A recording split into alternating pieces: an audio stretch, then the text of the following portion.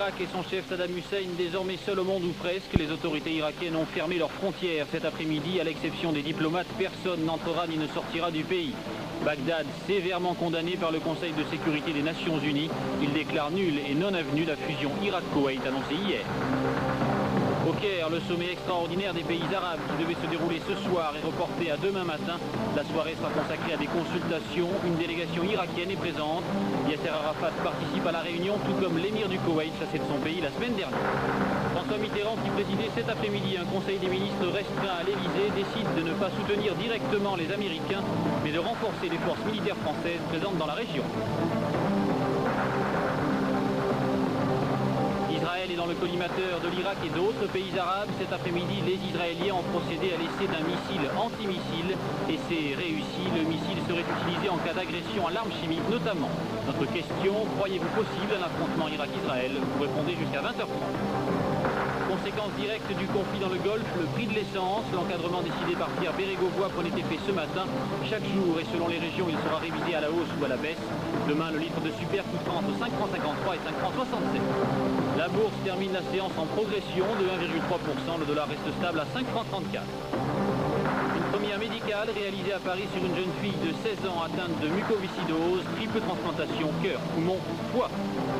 Enfin, la météo, plus de nuages au nord, mais toujours très chaud, l'air français de 22 à 32 degrés. 19h45, le journal de la rédaction est présenté par Marie-France Kubala. Madame, Monsieur, bonsoir. D'abord pour les Français, l'implication personnelle du président Mitterrand dans la crise du Golfe.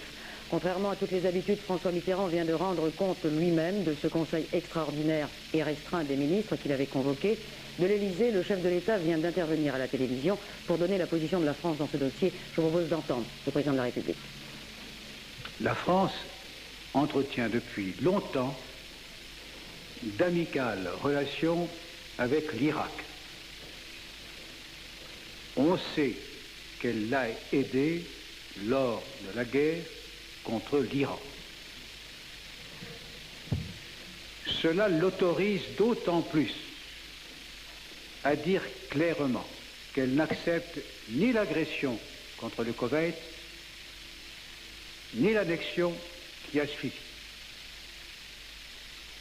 Aussi a-t-elle décidé d'associer ses efforts à ceux des pays qui s'engagent pour le rétablissement du droit international violé par l'Irak.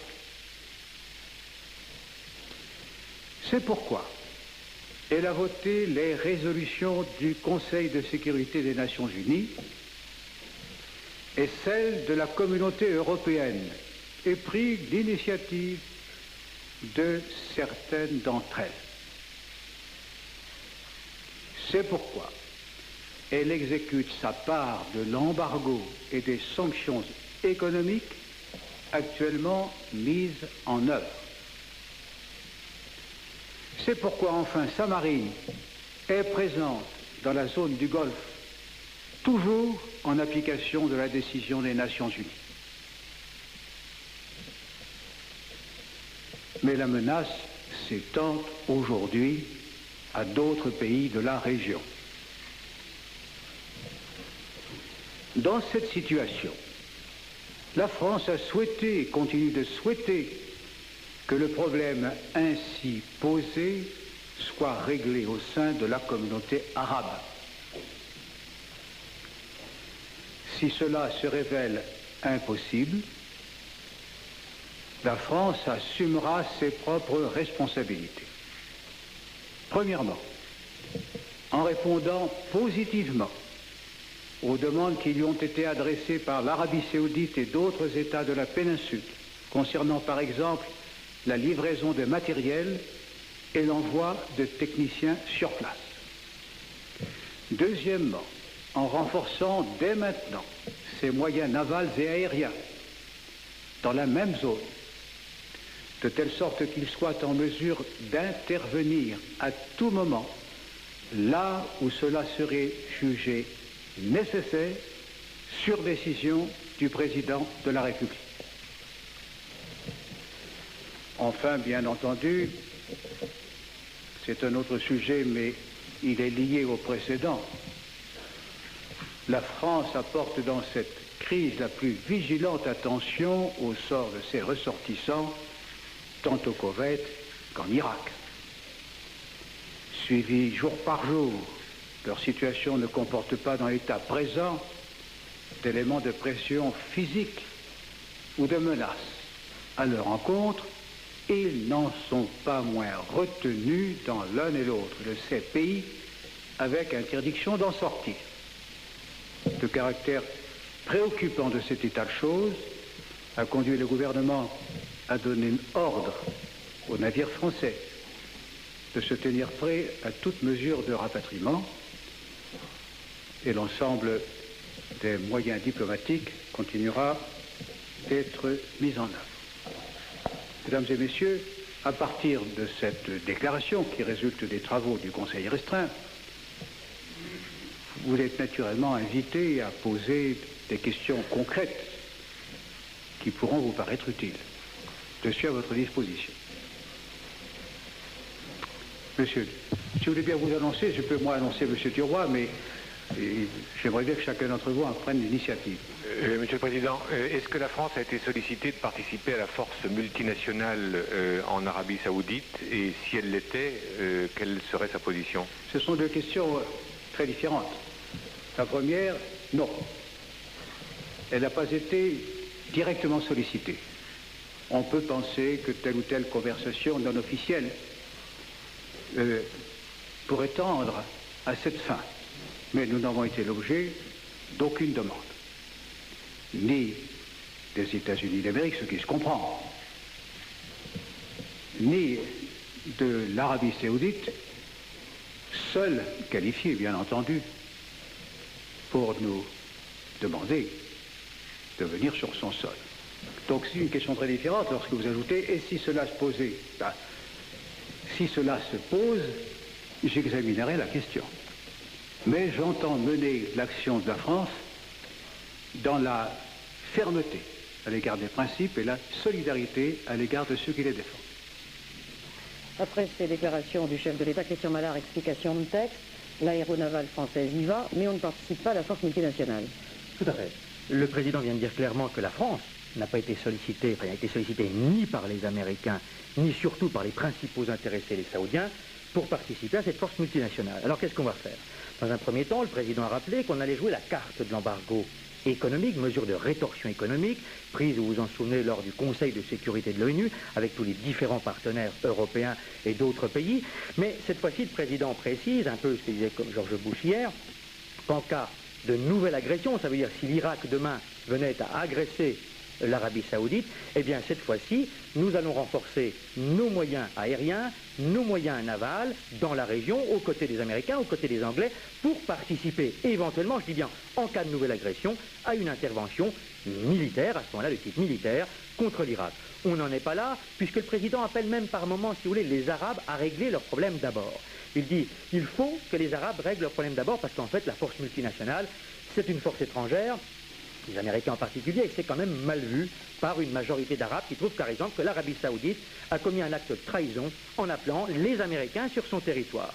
Et le président ajoute, mais si les Arabes ne peuvent pas s'entendre entre eux pour résoudre leurs problèmes, eh bien nous assumerons nos responsabilités, ça veut dire que nous répondrons aux appels des Saoudiens pour intervenir militairement s'il le faut. Mais il y a un élément nouveau, Marie-France, dans cette affaire, c'est que le président précise qu'on enverra sur place en Arabie Saoudite du matériel et des techniciens, je pense des conseillers militaires, mais qui ne sont pas en fait des soldats, des troupes, comme celles des États-Unis, prêtes à intervenir à tout moment s'il le faut. Enfin, un dernier petit point, le président a reconnu qu'un certain nombre de nos ressortissants sont prisonniers, il n'a pas dit otages, mais prisonniers en Irak. Il faut résoudre au plus vite le problème, a-t-il dit, quitte même à ce que nous envoyions sur place à Bagdad des représentants du gouvernement pour faire en sorte que nous négocions, c'est le terme qu'il a utilisé, au plus vite, leur retour à la liberté. Merci Christian. Dans le Golfe, Américains et Irakiens campent sur l'opposition. L'ONU déclare nulle et non avenue l'annexion du Koweït. Moscou tempère, mais participerait à une force multinationale. Les contacts diplomatiques s'intensifient, mais la guerre psychologique aussi. L'hôpital militaire américain de Wiesbaden en Allemagne censé doubler ses capacités. Et Israël annonce haut et fort aujourd'hui l'essai de son missile Arrow pour lutter, mise au point pour lutter contre les missiles balistiques à courte portée irakiens. Sur le théâtre des opérations, les premiers bombardiers anglais arrivent en Arabie Saoudite, tandis que l'Irak boucle hermétiquement ses frontières. Bertrand Koch en ligne du Golfe. Le golfe Persique vit à l'heure égyptienne. Dans les Émirats, on attend avec une inquiétude qui frise la panique les résultats du sommet convoqué dans l'urgence par le président Moubarak, l'ultime tentative des Arabes de régler cette affaire sans faire la guerre. Une inquiétude qui se nourrit de tout, tant il est difficile de faire le lien entre toutes les informations reçues dans les capitales du pétrole. L'Irak se ferme aux étrangers, c'est-à-dire qu'il est désormais interdit d'en sortir et masse des troupes à ses frontières. L'Angleterre rejoint l'Amérique en Arabie Saoudite en décidant l'envoi de plusieurs escadrons de chasseurs bombardiers. Tout cela fait un climat peu propice aux affaires dont le niveau est au plus bas, comme celui de la confiance.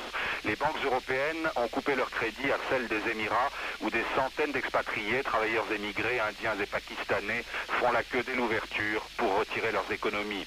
Déjà, on est à court de cash, le billet vert est le plus demandé, et dans les souks, le prix de l'or, métal refuge, augmente avec la tension. C'est le baromètre de la peur, une peur qui paralyse les voisins du Koweït, conscients de leur faiblesse et de la convoitise que suscite leur richesse, à qui Saddam Hussein rappelait hier que les Américains ne seraient pas toujours là pour leur servir de bouclier. Le monde arabe, vous l'avez entendu, attend ce sommet, mais coup de théâtre tout à l'heure, toujours les tergiversations. Le sommet qui devait avoir lieu au Caire, annoncé à grand renfort de communiqués, et auquel 16 pays arabes avaient souscrit, eh bien l'ouverture de ce sommet est reportée à demain. Aujourd'hui encore, des consultations préliminaires.